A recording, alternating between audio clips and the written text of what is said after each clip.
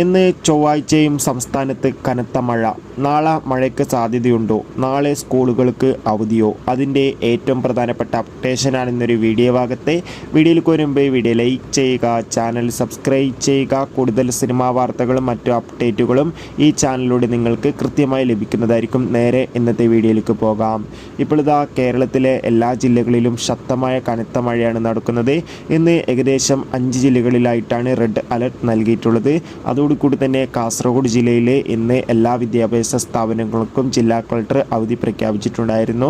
ഇന്നലെ തിങ്കളാഴ്ചയും ജില്ലാ കളക്ടർ കാസർഗോഡ് ജില്ലയിലെ എല്ലാ സ്കൂളുകൾക്കും അവധി പ്രഖ്യാപിച്ചിട്ടുണ്ട്. ഇപ്പോഴിതാ നാളെയും കാസർഗോഡ് ജില്ലയിൽ കനത്ത മഴയുണ്ടാകുമെന്നാണ് അറിയാൻ വേണ്ടി സാധിച്ചിട്ടുള്ളത്. അതുകൊണ്ട് തന്നെ അതിൻ്റെ ഭാഗമായി ജാഗ്രത പാലിക്കാൻ വേണ്ടി മിക്കവാറും നാളെയും കാസർഗോഡ് ജില്ലകൾക്ക് അവധി ലഭിക്കാൻ ഏറെ സാധ്യതയുണ്ട്. എന്തായാലും ഒഫീഷ്യൽ അപ്ഡേഷൻ ഉടൻ തന്നെ വരും. കാത്തിരിക്കാം കൂടുതൽ അപ്ഡേഷൻ അറിയാൻ വേണ്ടി. Bye bye.